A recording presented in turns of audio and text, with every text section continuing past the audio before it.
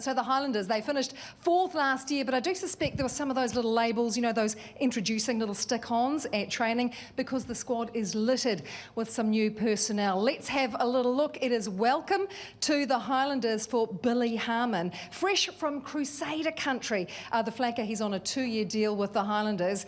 Athletic Japanese number 8, Kazuki Hamino, he'll add some flavour and punch to the forwards. See that name at the top, Jermaine Ainsley?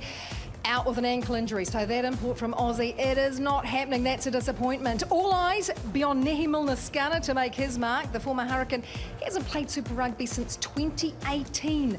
Solomon Alamalu, he's a handy acquisition from the Chiefs, and it's welcome back Liam Squire. He was a part of the victorious Highlanders from 2015. Will he experience that winning feeling again, and will we see him back in black? Well, Squire slotted right back in, partly due to the departure of Dylan Hunt. He's not the only loss. Rob Thompson gone, Te Hurangi Walden gone, and coach Aaron Major brewing a great Williams Worn beer, I understand, at the moment. Intriguing though, the inclusion to me of Bryn Evans at 36. He's not riding off into the sunset just yet. He's been playing some footy in Sale, but is he back as a machine, as a mentor, a line-out specialist? If only we had some inside knowledge to the team as to why he's there. We've got the head coach right here, and we saw your name down there, Brownie. You're not making a comeback, are you? Never know. No chance. No, please don't do that to us. Please don't do this. Let's talk about Bryn Evans, the fact that why would you bring in someone like him into your squad at this stage of his career? Yeah, I just felt as though we lacked a little bit of experience last year. We had quite a young squad. We just had old Nuggy here and Ash Dixon as the older guys in the team trying to lead everything.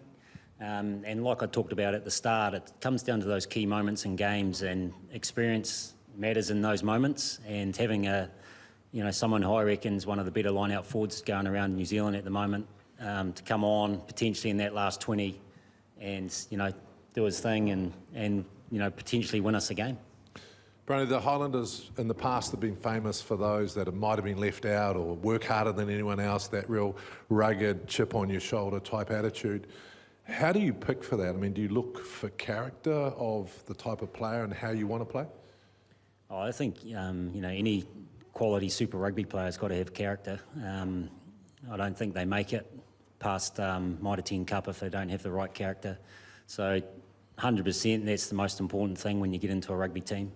And then it's up to, I guess, myself and the other coaches to build an environment where that character can come out and win games of rugby.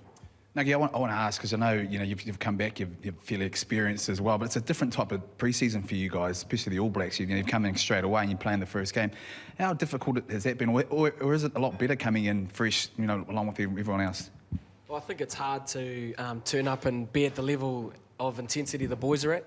You can be fit, you're training a couple of times a day, but the boys are doing 3 trainings before 12, and then in the Arvos, the field session. So the first week's always tough. I felt a bit rusty, obviously, the first week, and the boys are flying in, and Shane Christie's bringing a lot of energy on our defence, so it was a bit of an adjustment, but as you know, it's just about getting mentally prepared day to day, getting your body ready, and I'm pretty thankful that the pre-season's done.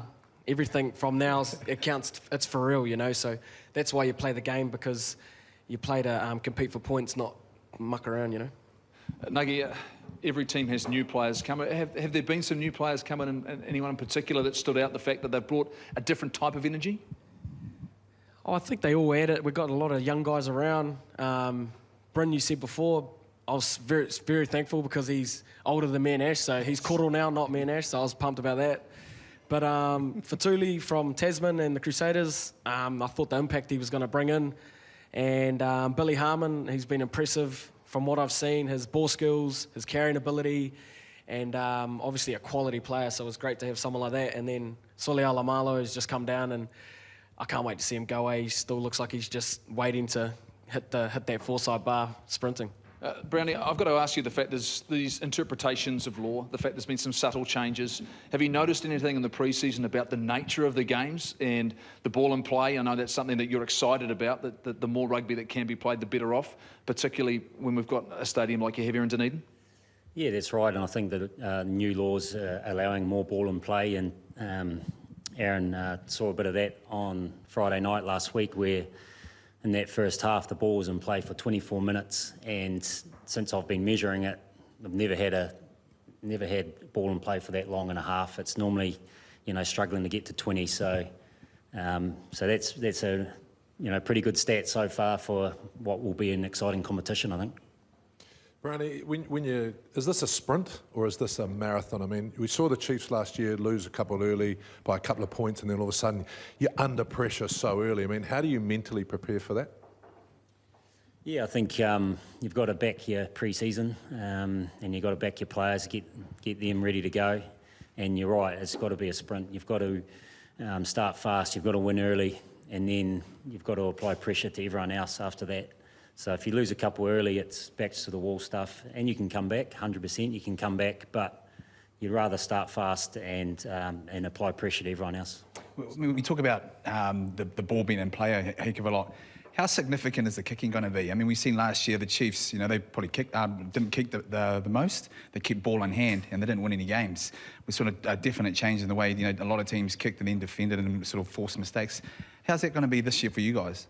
Yeah, that's right. I think the kicking game's become a real tactical weapon. The Blues kick the most now, which probably in your day, JK, they ran the most, and they've always been traditionally ball in hand team. Now they're a kicking defence pressure team. So and they had success through that. So we'll probably see similar stuff. And, like the Chiefs and the Hurricanes probably look to hold the ball the most. But it's not always the way to win. And so are we going to see you darting out and kicking into the in goal and try and get like the in goal dropout? I mean, are you actually tactically kicking that? When you watch the Warriors, when you watch the NRL, it looks like an easy skill, but it's an incredibly hard one to do. I mean, do you change your skill set? I think as a 9, I don't think I'll be doing those types of kicks, but as a more tactical around, probably just contestables, whacking them up. But it's something we're probably going to have to think of, feeling our way out. Exiting, you can actually just smack it long, and if your 10s are good enough, if they can stop it in the end goal. But it'll be interesting to see how that's used this year. But I think, as we've said, the kicking game is really key to setting up your defence. Brownie, you were part of the criteria, or the people that were looking for a replacement head coach, and then you've ended up with the role. What convinced you that you were the right man for the job? It's always been something that I've been open about around. I don't feel as though it's my strength and my point of difference as a coach.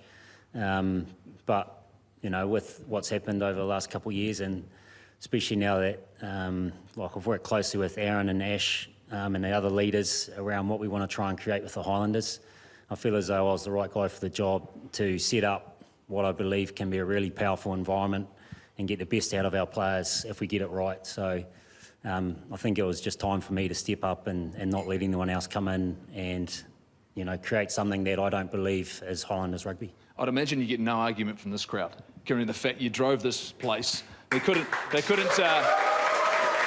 I remember playing here is the fact that it was great to play with you here, because that's when some of those inventive moves and taking opportunities and the sort of game we had to play, we had to keep the ball out of the water out of there to be fair. I went to the toilet, guy. Hold on, hold on. I went to the toilet before, and this was looking at me. It was a bit disturbing, actually. It was There's nothing disturbing some sort of about hair that.